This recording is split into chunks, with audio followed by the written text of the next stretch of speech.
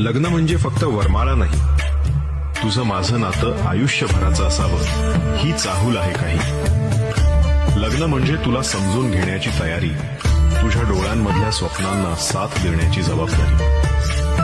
लग्न म्हणजे दोन देह नव्हे, दोन जीवांची मैत्री. चांदणं किती गोड दिस नटून पस अन्न टिपूर जस. चांदणं किती गोड दिस नटून पस अन्न टिपूर जस.